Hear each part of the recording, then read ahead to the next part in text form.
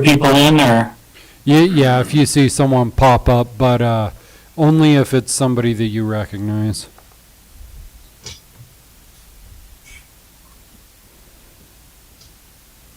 We don't have water in the county sheet. Yeah. This is Sheila Wheeler. Shaq, I was away from the screen. I'm assuming that I'm in. Yeah, I can hear you, so you must be in. All right, thank you.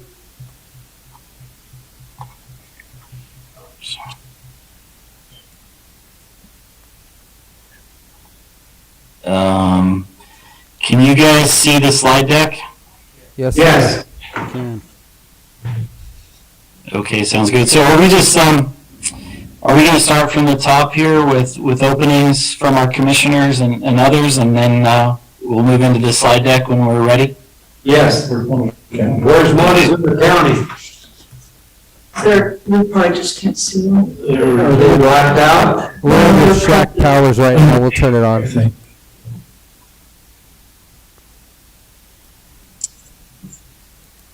So from Montezuma County, we have commissioners. You want to introduce yourselves?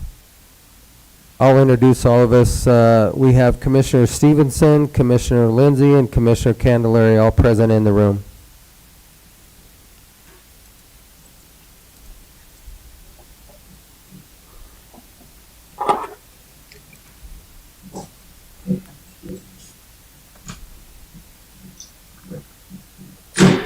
Okay, so are you guys ready for me to go ahead and get us started? Yep.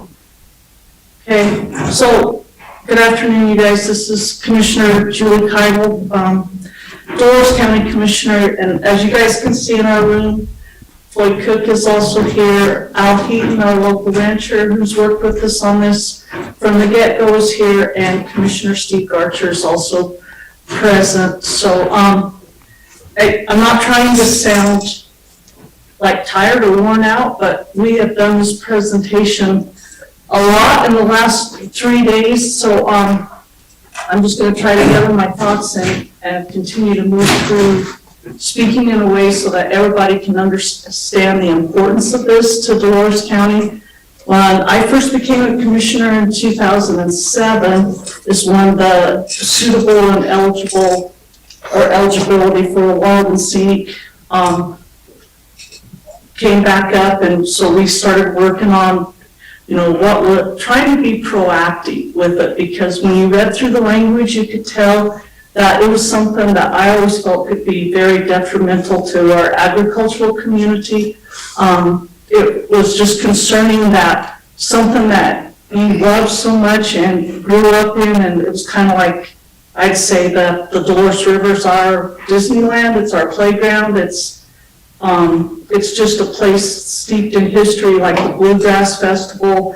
You've got, ranchers like Al who have always made a living, within that area. Goes back to Bradfield's and the existence of the Bradfield Bridge. But as we, so we started with meeting projects and moving forward, and, soon became apparent that, yes, it was a very divisive group at first, but as we worked our way through it, we found that the river means something to everyone. Like there's a lot of different uses and a lot of importance, like social, economic, the tourists, like I've already mentioned, the agriculture. And it's been a very neat process through the years. I mean, here it is, 2021, and we finally have legislation that we can move forward with. Through those years, it doesn't matter what side we stood on, partisan-wise, we became very close. And I think that's one of the neatest parts of this bill is it's a lot of give and take, it's collaboration, but all in all, it's going to end up doing what's best, not only for the river, but for our communities. And I think that's such an important piece of this, but we cannot forget the fact that if the river goes, our communities might go on. I don't even mean that just in a legislative action. I just mean right now with the drought and the issues that we're facing. And I'm just very thankful to San Miguel County for moving forward with us. I know in 2017, we were very saddened when Montezuma County dropped out, and then so did Montrose County, because I think this bill would be better off as a 4-county bill, because we can protect all stretches of the river from wild and scenic designation. And as it is today, I just hope you guys can see the importance of that. So with that, Hillary, I think your turn. Thanks, Julie. And I think one of the beauties of this process has been that we have found, because we've spent so much time together discussing our challenges and finding solutions, that we can actually kind of speak for each other when we are discussing this bill and even many more issues that are directly connected to this bill. So thanks, Julie, and thanks, Dolores County, for that. I would just add that San Miguel County is involved in this process and has been for a long time, because we want to preserve the natural resources of this region, and we also want to preserve the local economies and the local use that is compatible with those natural resources. And we feel that this bill has achieved a lot of that through the existing language that has been crafted diligently for the last decade plus. And there's also been a ton of compromise. And that's what really is, good local land use is all about.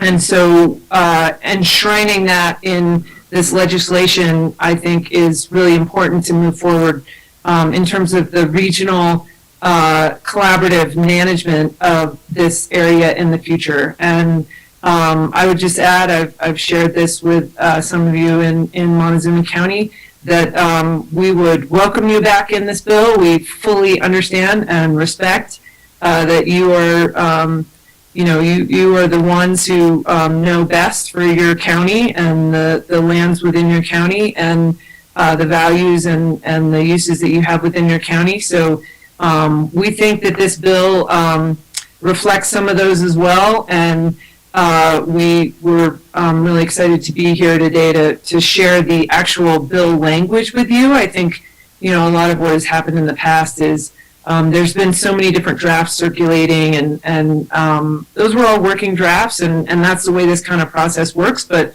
there was, when one issue would move forward because language would be changed, somebody would bring back an old version of an old draft, and then there'd be all sorts of confusion about which version was going forward. This is it now, and you've seen, I think, the draft that has been on Senator Bennett's website for a week, and we're about to share some of that specific language with you. And this is the draft that we're working on moving forward, and all the language of the past doesn't matter anymore. We are working with this language moving forward, and we feel that this is language that has been crafted based on many, many compromises and really diligent negotiations by all the stakeholders involved. So I guess I would just add one more thing, and that is that we are all facing this sort of, as the USDA refers to it, mega drought scenario. Currently, I think it happened faster than, or the current conditions happened faster than some of us expected, at least. And if the projections are right, we will be facing it for some time to come. And those of you who worked with me know I feel very strongly about working together to find solutions to our common challenges. And if we don't, then we've got some pretty severe challenges that are just going to run over us. So I look forward to doing that in the future. I think this bill is, this legislation and this concept of a national conservation area will help sort of formalize that collaboration and the management of this area. And so I really look forward to getting your input, questions, etc., and today and ongoing. And I, with that, would like to turn it over to see if sorry, I should have done this in the beginning. Commissioners Waring and Holstrom are also on the call from San Miguel County. They just let me know that they don't need to add anything to this, but certainly welcome input throughout the process as John will set up. But I would like to turn it over to the Dolores County room and specifically Al, if you've got something to add there, or any of the Dolores County commissioners. This is Al Heaton, fairly familiar with everybody in this meeting. I'm a rancher, farmer, operate within the NCA area,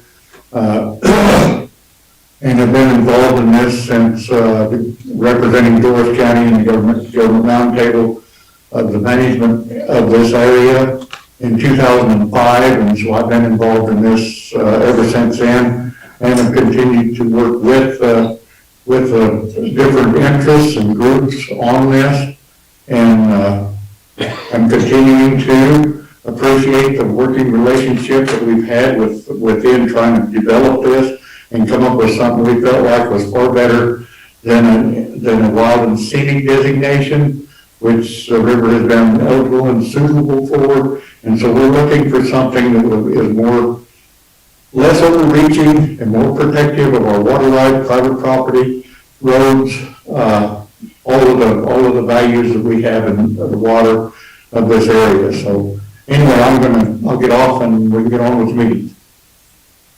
And this is Steve Dorcher, Dolores County Commissioner. For me, a big deal is the local control versus federal control. As Julie touched on earlier, all of our irrigation water is junior water right. So we're especially protective of that water. We don't want to lose any more. And also the mining, oil and gas, and other industrial uses that come across this river corridor. We need to protect those and keep our control local. Thank you. Hillary, is this a good time for me to jump in real quick? Sure. Hi, everyone. I'm Amber Clark. I'm the director of the Dolores River Boating Advocates, and I just wanted to chime in quickly on sort of the conservation and recreation perspective. Wild and scenic suitability and designation is something that in many cases we're supportive of. And in the case of the Dolores, when discussions really got going, after really listening to the concerns out there, we became very willing to look at other tools that might, work to also protect the values that we care about, but also be something that was a better fit for the water kind of concerns and the ag community here. And so we've been happy to be part of this conversation and collaboration, and are excited to be at this point. But as others have said, to the Montezuma County Commissioners, definitely look forward to hopefully engaging more with you moving forward.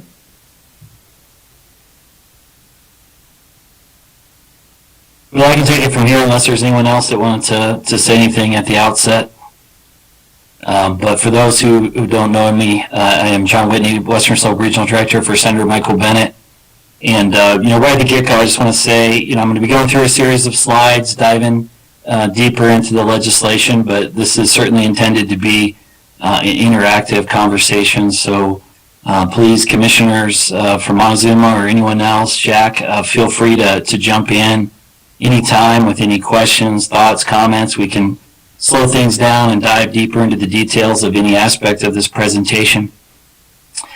So first and foremost, I want to start off with just noting that, this bill wasn't written in Washington, D.C. It was crafted on the ground from folks in Southwest Colorado, working together, a lot of it, probably the vast majority of it in the conference room at Dolores Water Conservancy District.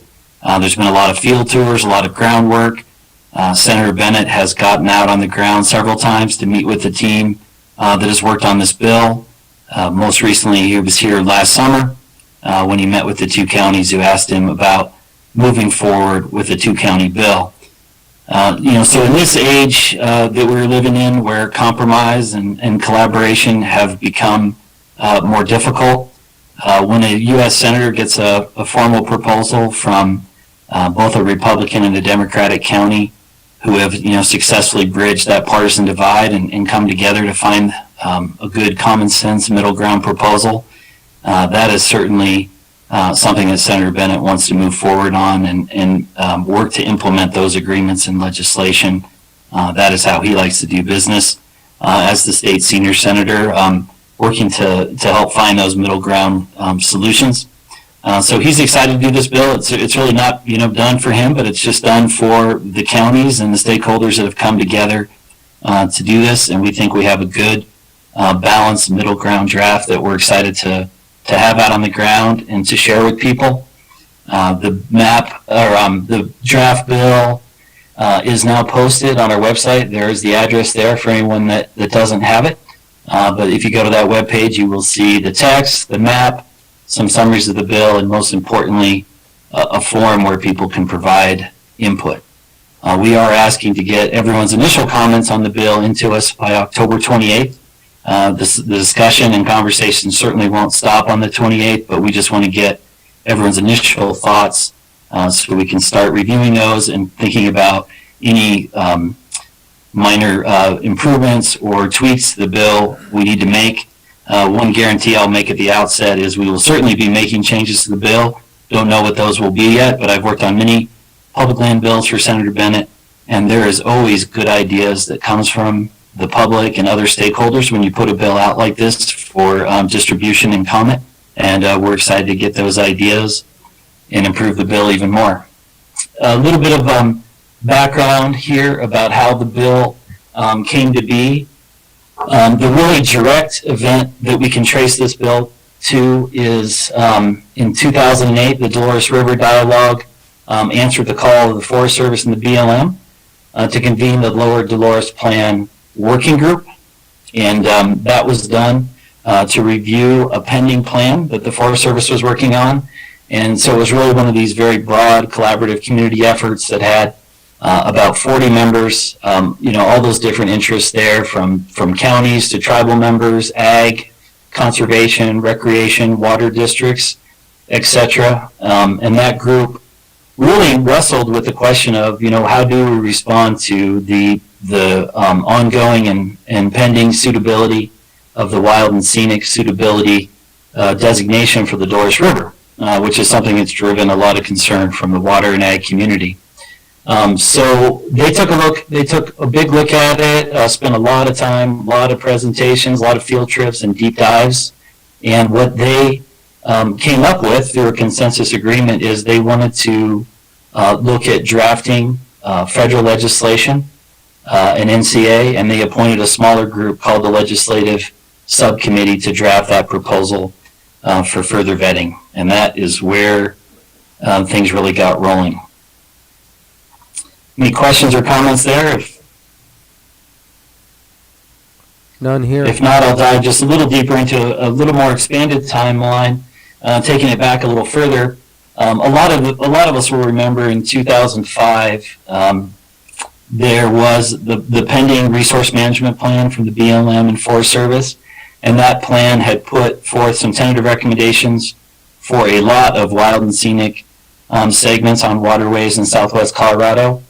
There was deep concern about that, and so that's really even further back than the Dolores group that kind of started getting some of these discussions going to talk about, is there a different way to do this in southwest Colorado where we can look at alternatives to just having these rivers and streams designated as wild and scenic. One of those conversations that came out of that ended up turning into the Hermosa Creek Watershed Protection Act, which is a bill that then Congressman Tipton and Senator Michael Bennett implemented and passed into law on behalf of the community over in La Plata County and San Juan County. But I already covered some of the stuff from the Lower Dolores group, so I'll skip forward to after the Legislative Subcommittee begins its work in 2011. One of the first things that they realized on that committee was we just didn't have enough scientific information on one of the biggest issues facing the Dolores River, which is native fish and how to best manage them. Native fish, of course, are one of the outstanding, remarkable values that the Dolores Wild and Scenic Suitability Tier 2, so it was something that had to be addressed head on. And so the group commissioned this way forward scientific inquiry and got a lot more science put onto the table to look at. And out of that process, well, first of all, in the meantime, BLM in 2013 did finalize their plan, which had wild and scenic suitability for the Dolores River, which wasn't a shock, but it was official. And then in 2014, the Native Fish Implementation Monitoring and Evaluation Plan got going, and that group exists to this day in the form of the management and recommendation team that does continue to bring all stakeholders to the table within the basin to provide recommendation to the reservoir managers with the Bureau and DWCD. And so that's kind of been one good just outgrowth of just having everybody at the table, is to get that more collaborative approach to managing the downriver flows from McPhee. Meanwhile, the legislative subcommittee continued its work and released a draft in 2015, put that out there for comment and feedback. One thing I should mention that's very relevant here is at that time, the 4 counties and the water districts combined efforts to bring in an outside water expert, David Robbins, who's widely known in the Colorado water community and has worked representing several large water districts around the state for many years. And he's also been involved in the drafting and passage of several significant pieces of federal legislation. He worked with Congressman McGinnis on the Great Sand Dunes bill. He worked with Senator Allard and Senator Salazar on a bill on the Rio Grande River, and probably some other ones that I'm not remembering right now. But he really wrote a lot of the water language for this draft bill and worked on behalf of the counties to make sure really had top-notch water language to protect everyone's water rights and the existing system of water distribution within the Dolores River Basin. So then as we move forward, 2017, Montezuma County, Montrose County step away from the discussions. That did have the effect of quieting things down, and I don't think it was real crystal clear if there was going to be an agreement to move forward with a bill or not. But Dolores and San Miguel counties have continued to think this bill makes sense and approached our office and the senator about the idea of doing a 2-county bill.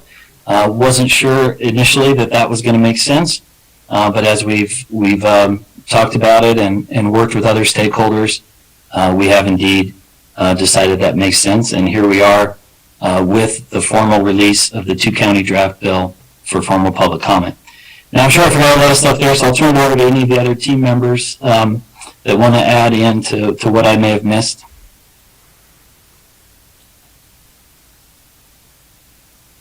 I think that pretty well covered it, John. I was just going to remind you to check the waiting room in case there were any names in there that you recognize or that you want to share with us. We want to be fully transparent with this and take this opportunity to share with as many people as possible. We want to share with the right people this time. I'll be candid that I am not the master of the Zoom waiting room process, but I just did get a pop-up. I only see one person waiting. It's just a single name, no last name. Brad is all I see, so I will defer to those wiser than me on the appropriate course of action there. I think we should probably just leave that one out because nobody seems to know who Brad is yet. But I guess I would just add to this that obviously you see it's a pretty extensive timeline. There's a lot of stakeholders that have gone into this process, and we put that timeline out there not to really focus on what happened in the past. But just to show the timeline that has gone into this, and we're talking to a lot of different groups, so some of those are new to the table, and we want to show the process that has created this. But at this point, we're really interested in moving forward, like I said, with this language that has been developed, and put the past behind us and build on the collaborative discussions that have happened, and also build on those relationships that Dolores County has been talking about to move forward, including the relationship that we have with Montezuma County these days. So that's all I have to add to that. Anybody else from the team? If not, I'll go ahead and keep moving forward. This slide is just a quick summary of the modifications the major modifications that have been made to the bill between 2015 and the version we now have. We have, of course, removed any provisions and language that are specific to anything within the boundaries of Montezuma and Montrose counties. We did formally remove the reference to the M&R team. We have replaced that with language instead that will require the Bureau of Reclamation to have a very robust consultation process with interested stakeholders, which would, of course, include the M&R team. And we'll dive a little deeper into the details on that when we get into further down into the slide deck. We also added some additional language regarding tribal rights. Those have come out of conversations with both Colorado tribes about some things they would like to see in public lands legislation that our group agreed made sense. And we also modified language regarding the Dolores River Road after additional discussions on that. And I don't know if we want to dive into details of that now or wait till we get to it later on. Sounds like later on is what I'm hearing. So again, here's our website. We'll go ahead if there's no more overarching questions or comments on big picture, we'll go ahead and start diving into the legislative language section by section. Okay, jumping into the bill text itself then, and right at the get-go here I will say that anytime you see blue on the presentation for the slide deck, that is direct verbatim language from the bill. So that blue font is direct language, and then everything else is just kind of summaries and commentaries on that language. But just one thing we always want to clear up at the beginning, some technical terms. We use the term secretary throughout the bill, either the Secretary of the Interior or Secretary of Agriculture. In practical terms, that's not the individual, the secretary. It's just legislative language that means, for the Interior, it would mean either BLM or Bureau of Reclamation. And for Secretary of Agriculture, it would mean the Forest Service. So Title I of the bill, jumping right in, Section 101 establishes the conservation area on BLM land. There's a different designation for Forest Service land, but on BLM land will be a national conservation area. One thing we want to flag right at the get-go is the establishment of the entire area is subject to what we call a valid existing right clause. So it is established, but only subject to valid existing rights. That means anyone that's got an existing legal right, whether that be a mineral lease or a mining claim or a utility corridor or anything on those lines, is essentially kind of grandfathered in and is not, those rights are not overridden in any way by the creation of the new conservation area. Some actual draft language, the purpose, the purpose section is kind of the broad, almost philosophical, overarching reason why the conservation area is being created. In this case, it is to conserve, protect, and enhance this entire list of resources, everything from native fish to whitewater boating, recreation, watershed, wildlife, and scientific resources, amongst others, the full text there. Any questions there before we keep moving?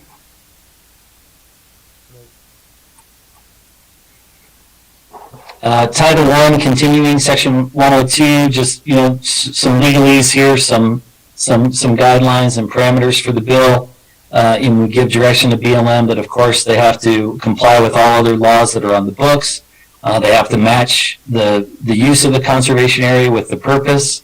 They have 3 years to complete a management plan, and that's really a key aspect of this whole process, because there are certain details that it just doesn't make sense to legislate on. I mean, you can legislate on some things, but other things really shouldn't be decided by the legislative branch, by Congress. They're too detailed, and a lot of those details need to get worked out in a management plan. So we direct the federal agencies to complete a management plan within 3 years of the passage of the bill. We also have a clause on the incorporation of acquired land to make crystal clear that land can only be acquired by the federal agencies if it's from willing sellers, by lease, donation, or exchange. And then on Department of Energy uranium leases, there are valid existing rights for uranium leases in the Dolores River Canyon. This bill essentially leaves those leases alone as a prior pre-existing right, and basically says that activity can continue there. However, it does has a clause that if activity ceases and on those parcels and the Department of Energy decides that they are no longer going to lease them, if there is no more interest or the DOE decides to terminate that program, then those areas would be incorporated into the NCA and subject to the management provisions of the legislation. Any questions, comments? Anything we need to dive into deeper there? Hearing none, I will press ahead to section 103. This is the NCA Advisory Council. So it is traditional for when you do a piece of NCA legislation that you bring together a group of folks to have an advisory council to advise the BLM and the federal agencies on putting together the management plan. For our council for this bill, we looked to recent precedent in Colorado, and we turned to the Dominguez Escalante National Conservation Area, which was a bill that was worked on by Senators Allard and Salazar back around 05, 06 with Mesa County, Delta County, and Montrose County. And so that bill had passed, and the council was well underway by the time we were working on our legislation. We had some meetings where we brought in the chairperson of that council and got feedback from them, and what they told us was, by and large, the council advisory process for their management plan worked very well. So we decided, hearing that feedback, that we would model our council off of that legislative language. And so what we propose in this bill is an 11-member council appointed by the Secretary of Interior. And it'll consist of this breakdown that you see here: 2 members from Ag and Water, 2 members from Conservation, 2 from Recreation, 1 representing Dolores County, 1 representing San Miguel County, 1 private landowner, 1 grazing permit holder, and 1 member of the Ute Mountain, a representative of the Ute Mountain Ute tribe. Does not have to be a tribal member. And so in general, there's language here asking that the Secretary ensures that the council is fairly balanced in terms of the points of view represented. And we also have a further requirement that anyone that serves on the council shall be a resident of Greater Southwest Colorado, defined as being from Dolores, San Miguel, Montezuma, Montrose, or La Plata County. While we know there are many fine and wonderful people on the Front Range of our state, we think we have enough people that know this basin better than anybody down here in Southwest Colorado that would be the folks that we want to see serving on the advisory council. Any questions, comments on the advisory council we need to dive into? Yes, this is Kent Lindsay. Okay, he's not unmuted. Yeah, this is Kent Lindsay, Commissioner, Montezuma County. La Plata County is no way contiguous to the NCA draft area. Why is La Plata County considered in this council? As we've worked on this bill, there's been a number of thoughtful voices out of La Plata County. There's been grazing permit holders that do grazing activities within the proposed NCA, but their actual physical address is in La Plata County, is where their home operation is. And then there's also been other additional members of the legislative subcommittee that reside in La Plata County, and we didn't want to lose any of that expertise or ability for those people to be part of the council. Thank you. You bet. Thanks for asking a question, and I'm happy to take more. I think it's more productive if we have conversation and dialogue, so keep them coming. Moving on to section 202. So this is, pretty much the same language we looked at before, except it is for the Forest Service. And for the Forest Service, it's a much smaller amount of acreage in the bill, around 10,000 acres of Forest Service land versus 45,000 acres of BLM land. So a much smaller section. We looked into whether or not you can designate Forest Service land as an NCA. The answer from the federal agencies is no. And so instead we went with what's called a special management area, which is very similar to an NCA. And they're both very flexible designations. They don't either one of them have another overarching statute that they refer to. So there's nothing like, there's not a federal law that says all NCAs have to do this, that, and the next thing. So really the management of an NCA as well as an SMA is just tiered to the actual legislation that creates those designations. So both very flexible and appropriate in this case. Basically the same thing here.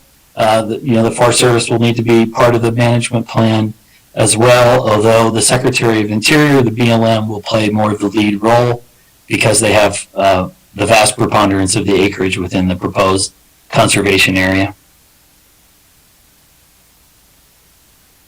Anything else on those provisions? If not, I will dive into some of the wild and scenic language. So one of the most important thing this bill does is address the wild and scenic suitability situation on the ground on the Dolores River Basin, and really it's a lot of the politics and the policy concern that really engendered this whole legislative conversation was, the strong concerns from the water and ag community about what the uncertainty of wild and scenic suitability brings to long-term certainty for water and ag supplies in the basin. So essentially what our bill does is essentially pull down the formal wild and scenic suitability for the river, but then look to replace it with some provisions that will be done in a more, Southwest Colorado collaborative way to replace some of those things, but without the baggage that wild and scenic can bring. And some of those we'll get into a little later, but essentially you replace it with things like bans on new dams within the NCA and things like that. But you do all of that, of course, without the federal water right that really concerns people with wild and scenic. But we'll dive into that a little deeper lately. But what we're doing here with this language right in front of us is first and foremost, at Section 301, we formally release the portions of the Dolores River within the proposed NCA from potential addition under the Wild and Scenic Rivers Act. And in Section 302, we go back to the original text of the Wild and Scenic Rivers Act from the 1970s, and we remove the Dolores from being one of the so-called study rivers in that original legislation. When Congress passed that legislation in the 1970s, they had a number of rivers throughout the nation that were mandated by Congress to be studied for wild and scenic suitability by the appropriate respective public land agency. So we would remove that statute, that reference in statute that requires the agencies to look at the Dolores. And then we would also, with Section 303, we would remove the ability of the public land agencies to study, again, any wild and scenic suitability or eligibility. So it would essentially take wild and scenic suitability and the ability of federal agencies to recommend or even study it off the table. Now, the important caveat here that I want to be clear on is this only applies to sections of the Dolores River within the SMA and the NCA. So it would not apply to any acreage in Montezuma County or Montrose County. It would only apply to the areas that are covered by this bill. And a lot of what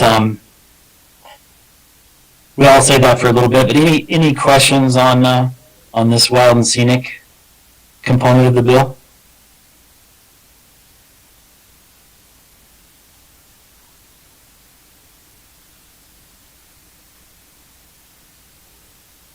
Hearing none, I'll move forward. We're going to dive out of water and kind of keep going in sequence of the bill text itself, and so we'll cover some general management provisions of the bill. For motorized vehicles, motorized use will be limited to designated routes with the exception of administrative purposes or emergencies. The bill does have a general prohibition on new roads being constructed unless they are done for, specific reasons, administrative purposes and others. Or for instance, allowing access to private land. Right now, I think all the private landowners have the access they need, but if land were divided and sold and put into more parcels, that might change. The land within the NCA is withdrawn, as we noted, from mining or leasing activities. Although there are valid existing claims that can be continued. I will note that on the rims of the canyon, there are some existing oil and gas leases, and some of them dive into the canyon a little bit. Those pre-existing rights would be able to continue under this legislation. There's a clause that any land or interests, again, be only from willing sellers. And grazing is of course, a critical issue in the canyon, and one that what the group decided on is essentially grazing will be managed the same as it is before the NCA was created, and the same as it is on other lands managed by the BLM and Forest Service. In other words, it places no additional restrictions on grazing management. I don't know if we need to dive into deeper details there or anything you wanted to add there, Al? No, I think we're good. Go ahead. All right. Access to private land, of course, is a critical issue. There are, a significant amount of private land in holdings within the canyon. And of course, we want to continue what existing law has, which is a requirement that the federal agencies grant reasonable access to that private land. Probably the only addition we made there to the existing legal situation now is we've noted that the agencies will need to consider if some of the most direct routes to that private land is blocked by physical barriers, like the Dolores River or the cliffs in the canyon, that the agency would have to take that into account. In other words, they couldn't just legally say, well, yeah, you could get access to your land here if you build a bridge across the Dolores River. They would have to take into account that that's not necessarily a practical thing to do. Any questions, comments on these provisions?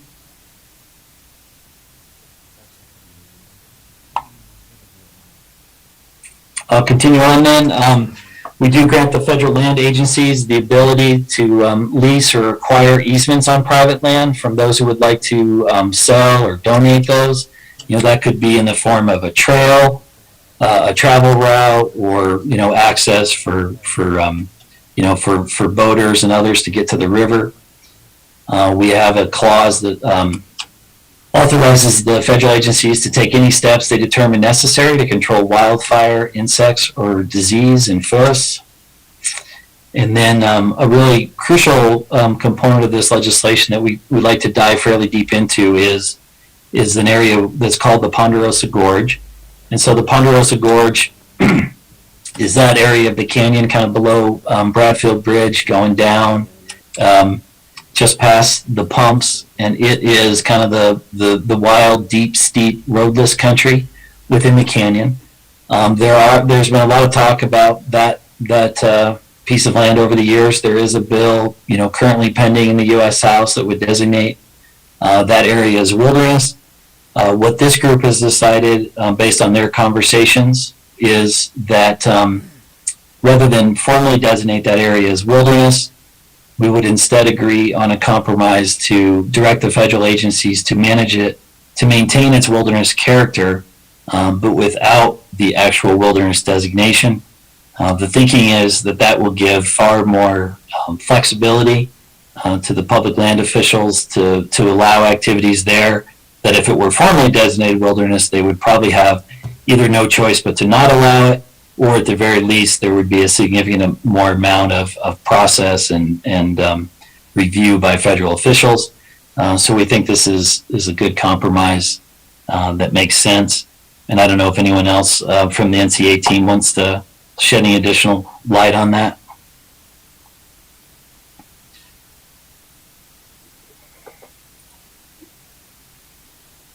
Sounds like not. Moving forward then, there is also a provision in the bill that we wanted to be very sensitive to. As we all know, the Ncaa Cajon power line crosses the Dolores River downstream of the pumps, and we don't want to do anything, of course, to interfere with the O&M or any new permits or anything that would allow that utility corridor to continue to be used and rebuilt as necessary.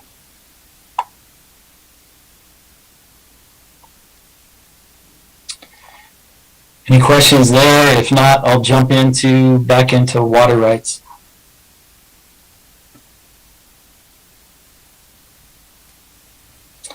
So the next section of the bill, section 402 under Title 4, is the section designed to protect water rights. So right off the bat here, we address the Dolores project.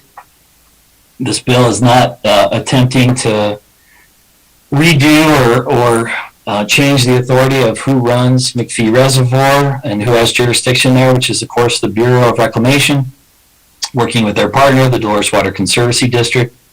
So nothing in this bill would affect that project or the operation of the project. We'll dive a little bit into the actual draft language here, where you can see we talk about the Dolores project, and we say it shall be continued to be the responsibility of the Secretary. In this case, we could translate that as the Bureau of Reclamation, working with DWCD. And then we also have an effect clause and what we would technically call a savings clause, where we say, oops, sorry about that, slipped off, where we say nothing in this act. And so nothing in this act is just kind of a technical way that Congress uses to say what we're not doing with the bill. And so when we say nothing in this act, then you kind of read everything after that to say the bill doesn't have any effect on any of the following things.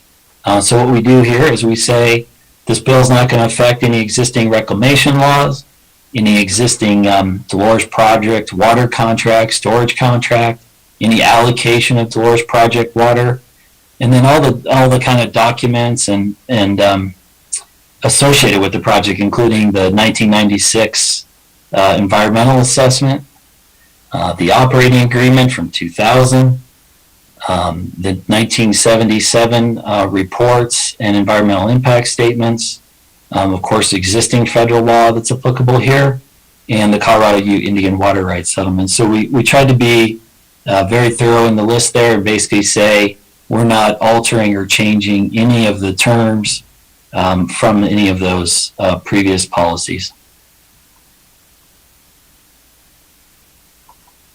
Any questions there?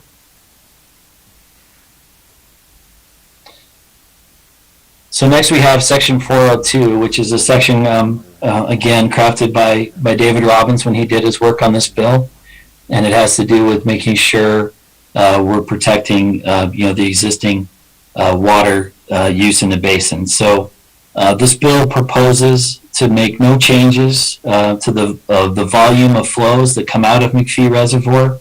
It would, of course, never be appropriate to do that. That's really not something that you would ever have agreement to do in federal legislation from this group that worked on the bill.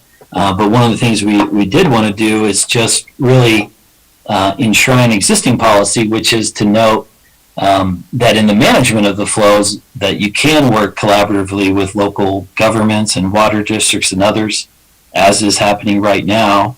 Through the M&R team, the monitoring recommendation team is doing that right now. And it's worked fairly well, is all the feedback we've gotten. Of course, many of the people on this team are part of that group.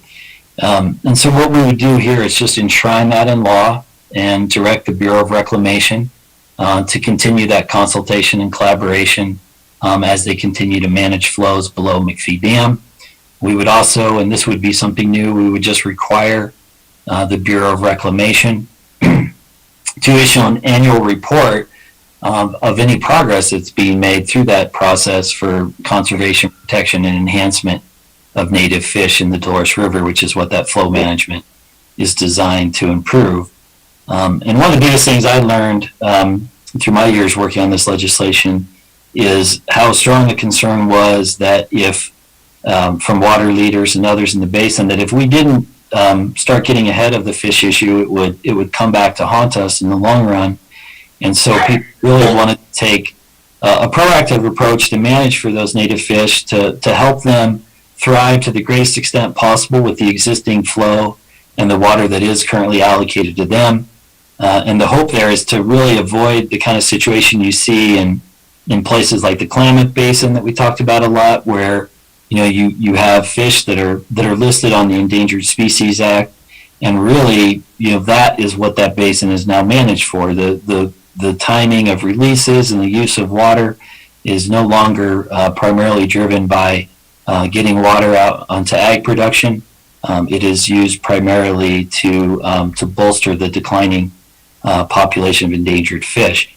So a lot of water leaders really strongly articulated that, and that's why it's built into this bill. I think the long-term objective is to hope that if we can take care of the fish, we don't end up with an Endangered Species Act listing in this basin that could do more harm to ag users than anything we've ever seen. I don't know if anyone else wants to jump in there, Al, or anyone else that has put a lot of thought and effort into the whole fish issue. I think you covered it. Okay, John. I don't know of anything other than that is a lot of what we've worked on is to make sure that we protected the water, as well as looking for ways to use the water that we have now going downstream in a beneficial way. And we've already done that because of what the science and the recommendation team have came back. We've been able to figure out how to use the flows that have already started benefiting the native fish. So we've already gained on that just through working on this process. Yeah, I would just echo that, Al, and yeah, I mean, I think just getting the legislative subcommittee together to meet and to talk and to think about the fish has really resulted in, a huge improvement of how we manage things in the basin to do far more collaborative work on managing those fish, which hopefully will pay off in the long term, and this bill will enshrine that. Any other questions, comments on fish before we move on?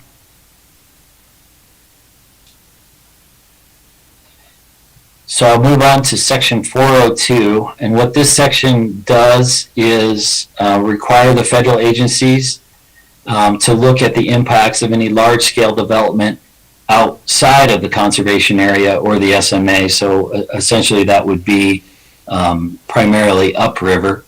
And what this does here is this isn't a change, this is not a dramatic change from the existing policy we have right now. I mean, right now, under the terms of the Wild and Scenic Rivers Act, the BLM and the Forest Service would have to look very closely at any large-scale water development above the NCA, and they would have to say, can that be done in a way that meets the requirements of the Wild and Scenic Rivers Act, because the river is designated as suitable. And so while the river has a suitable designation, the agencies are charged under the act to manage it, to basically, preserve it in that wild and scenic state in case Congress someday down the road does decide to designate it.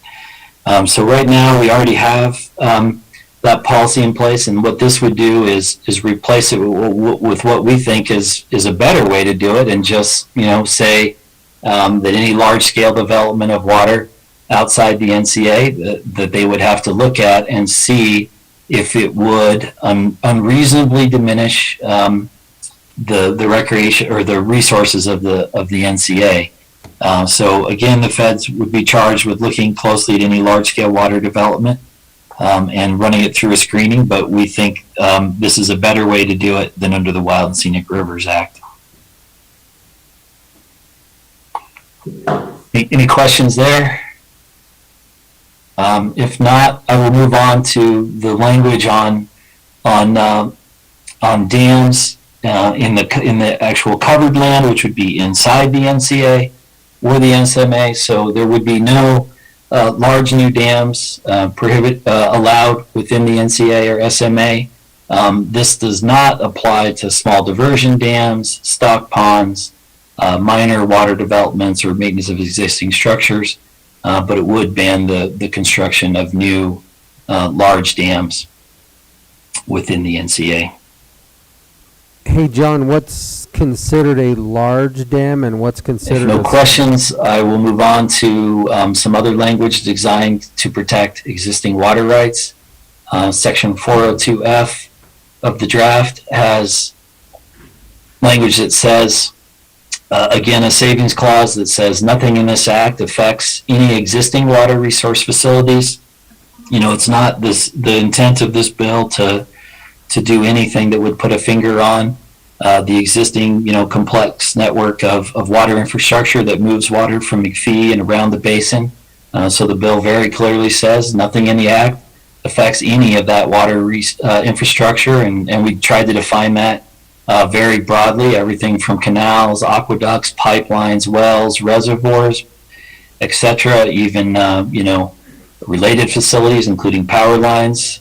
So nothing in this bill will impede or restrict even the operation, maintenance, repair, or replacement of those facilities. So again, very hands-off to water infrastructure in the basin.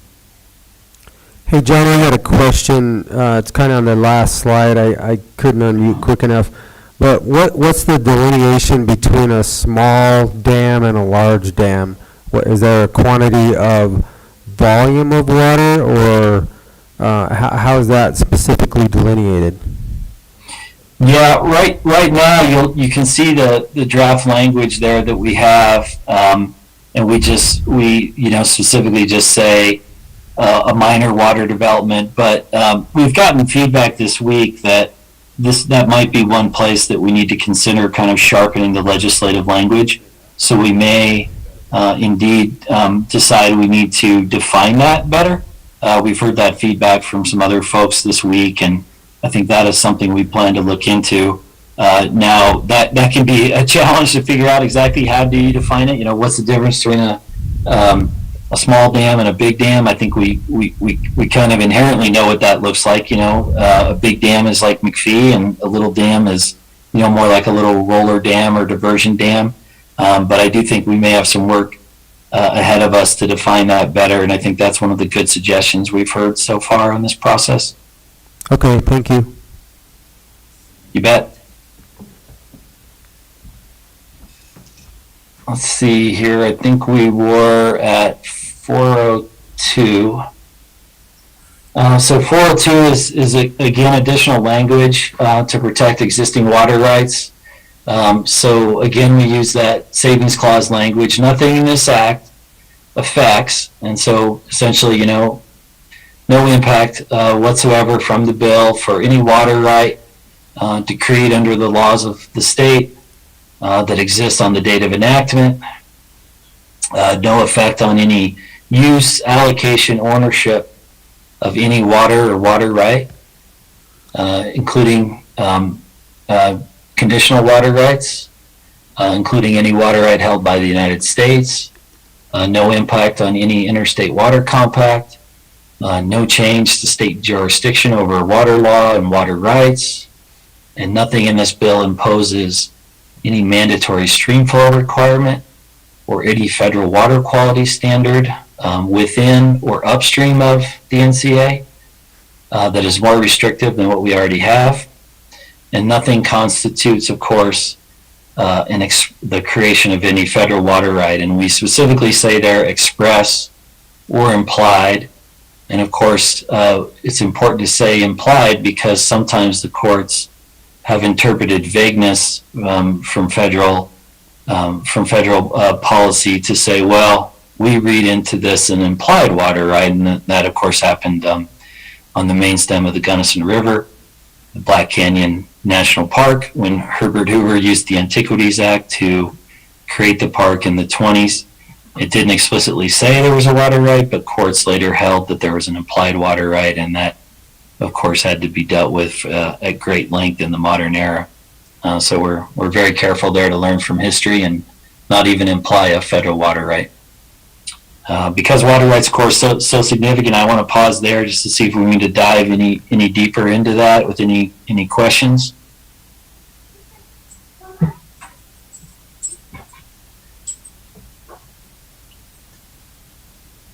Sounds like we don't.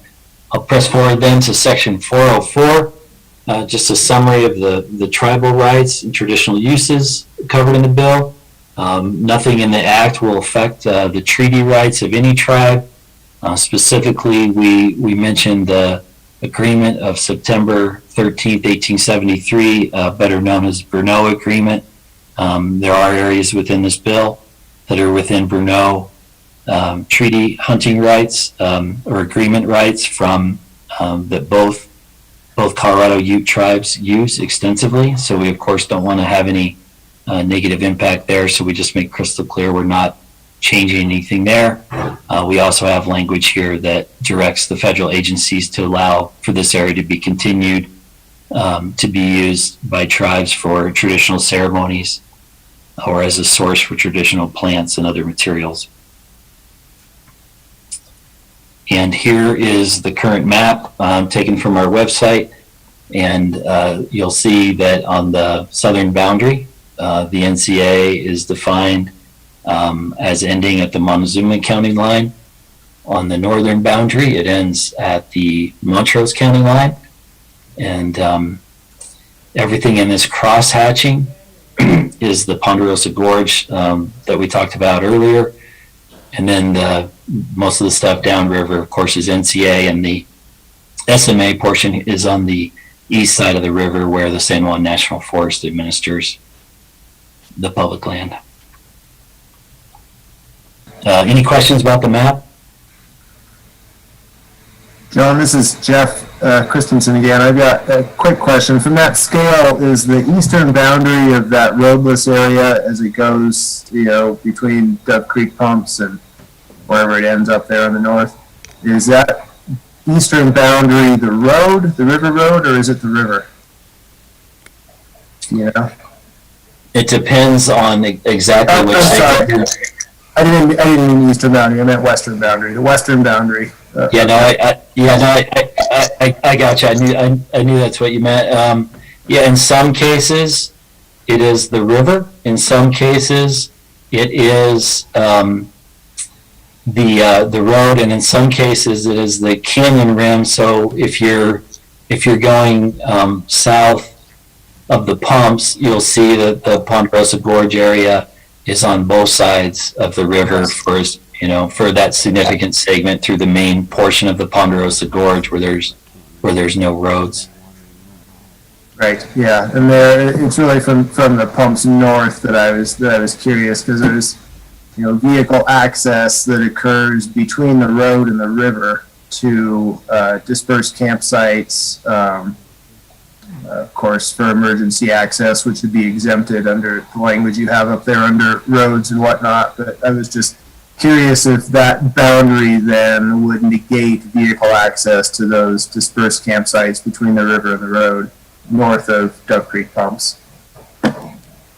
Are those system roads, Jeff?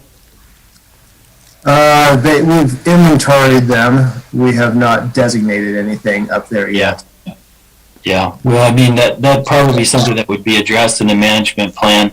But if we need to think about it more for the legislation, we certainly could at that end as well. And I guess, Jeff, to that point, one of our, we kind of discussed this before, but one of our goals here was to allow for ongoing management of the area while protecting the natural resources. So as I was kind of looking through the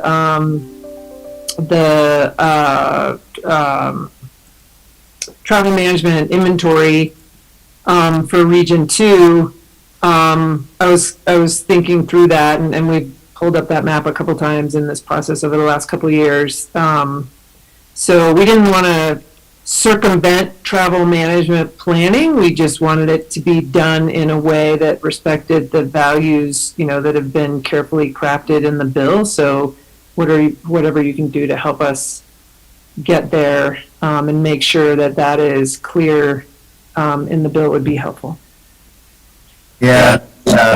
When we put the map for the bill together, Jeff, we did get the most recent GIS road layers from both agencies, so those all should be superimposed on the map, and existing roads should be cherry stemmed out. But if we need to make sure that we've captured all of that, we could certainly work with you guys to take another look at that.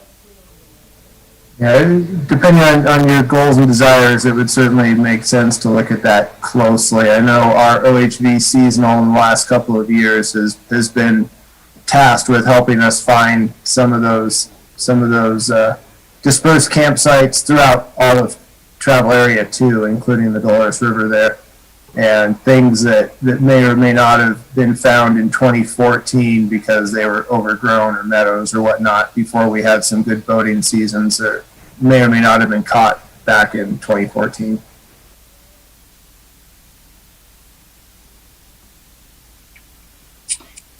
Any other thoughts or questions on the map?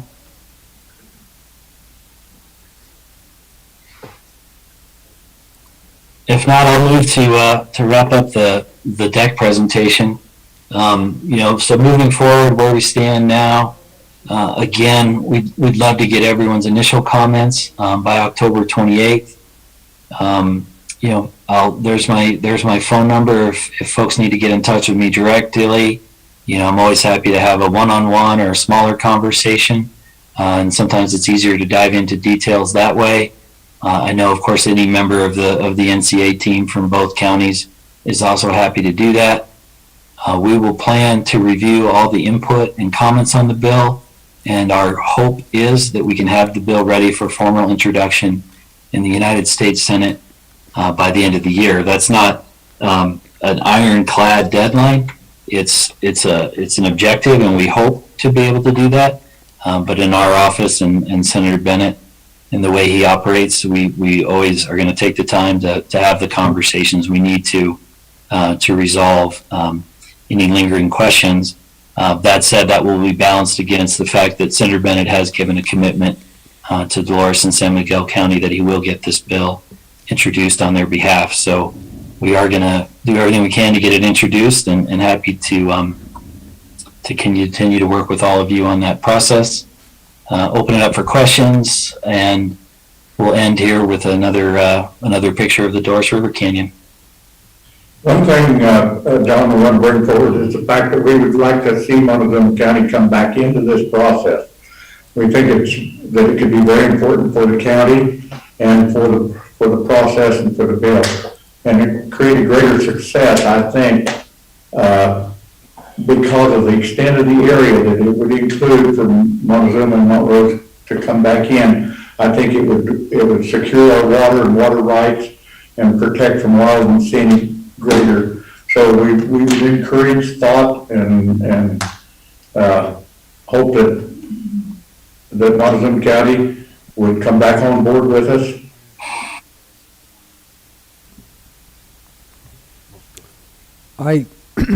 Al, this is Jim. I think that, most definitely right now, this commission is made a commitment to at least look at the legislation and dive deeper into this, but see what works best for us.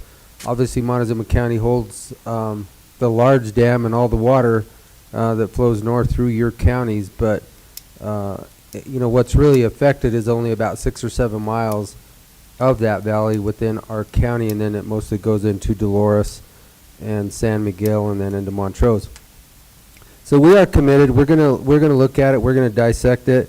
We will get our comments to John, by the 28th of October, and we'll probably call you, John, individually, just as we have more questions, and or Floyd or Hillary from either of San Miguel or Dolores County. But we're committed. I just want to echo what Al's saying. I think it's so important. And when I look at that stretch of miles from the dam in Montezuma County where it comes to Dolores, that is still eligible for wild and scenic designation. And I'd hate for you guys to have that portion designated and lose some rights or lose some grazing, maybe access to roads. I just think that's an important piece. And then it's going to be a little bit political here, but as long as Diana DeGette keeps going around trying to find all these wilderness areas, You know, I think an NCA protects us from losing land within our area that she's pretty determined to think she knows how best to manage it for us. So, I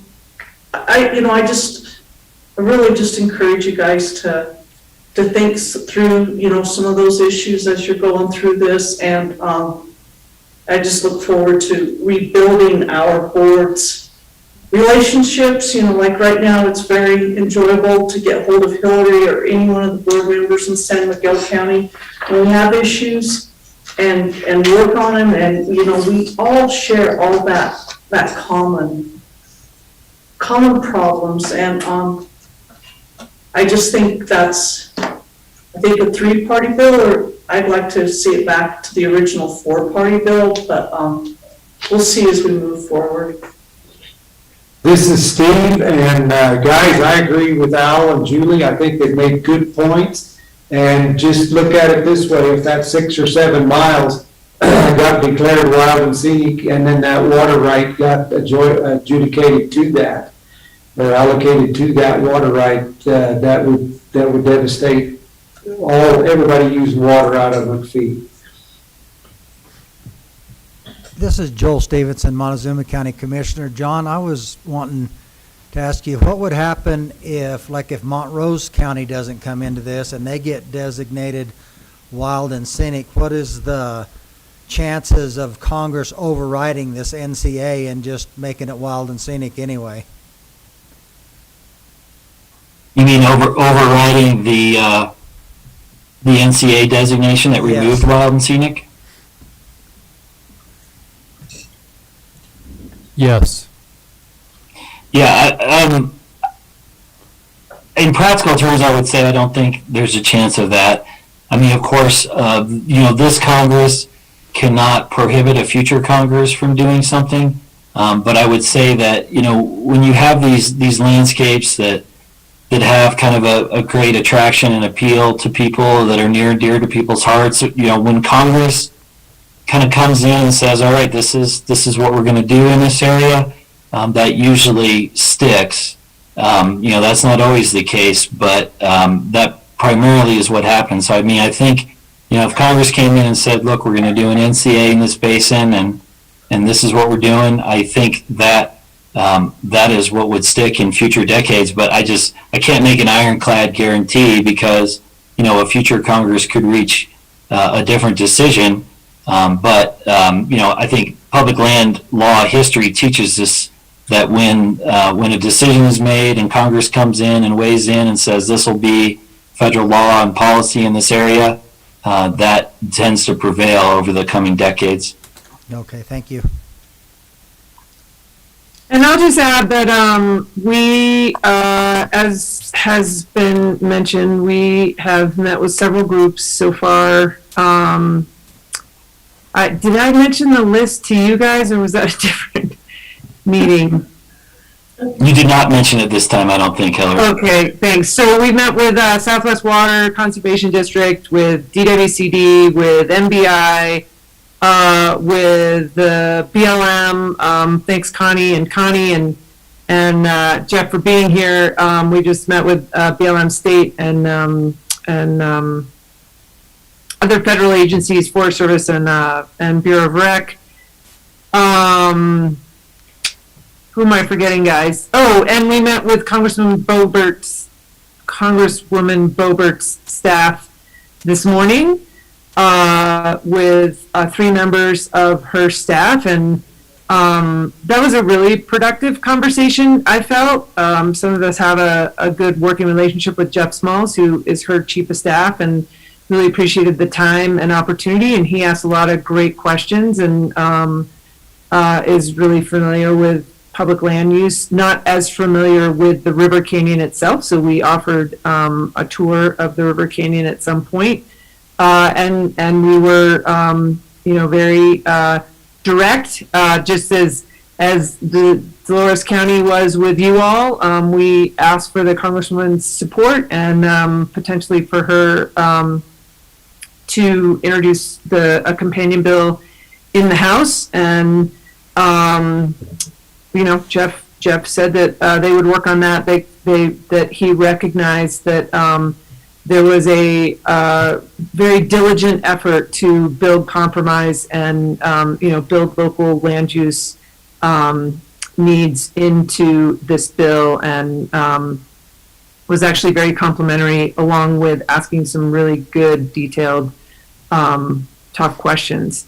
So we are being fully transparent about this and want to share this with as many people as possible. I believe this is the last meeting we have scheduled for a while, but we're going to regroup after next week and see if, what the feed, kind of regroup and debrief and see who else we need to meet with, or we'd also like to meet with Montrose County. They decided they wanted more time to review the draft before they met with us, and we had a meeting. Actually, they were first on the agenda, and on Monday, and they just felt like that wasn't enough time. So we hope to regroup and meet with them sometime in the future. And obviously the wilderness study area, Dolores Canyon, which is, as your previous commissioner told me, if there's any area around here that should be wilderness, it's probably the Dolores Canyon wilderness study area. That's a big consideration for them, and it would actually, as proposed, be smaller than what is proposed in the WSA. So,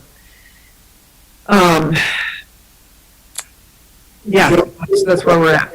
You skipped governor's office and DNR, and also Right, thanks. Senator Hickenlooper, yeah. Oh, right, yeah, thanks.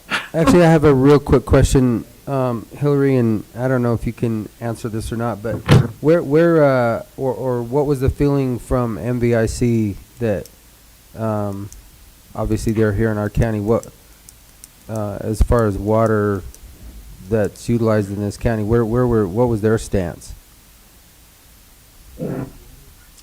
They didn't really take a stance on this yet. Obviously, we expect them to, and especially DOCD, we would like for their support on this bill, and they've been at the table and helped craft a lot of this language. So very interested in their support.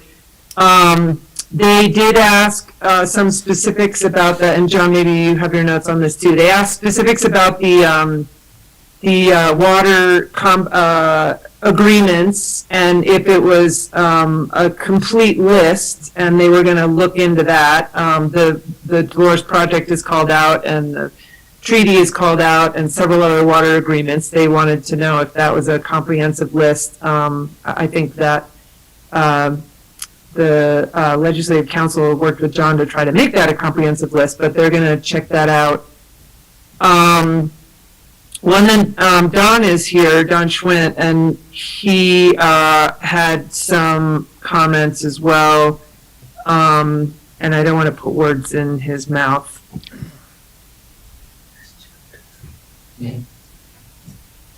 Okay.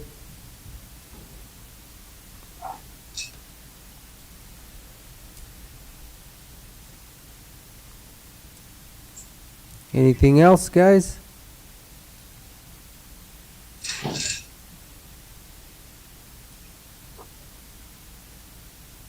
Okay. Anything, Jim?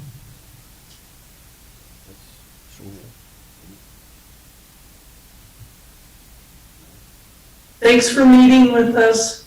Okay, guys, I guess if that's it, we'll go ahead and wrap this up. Thank you for your participation, and turning your cameras on so we actually can see your faces and know who's there.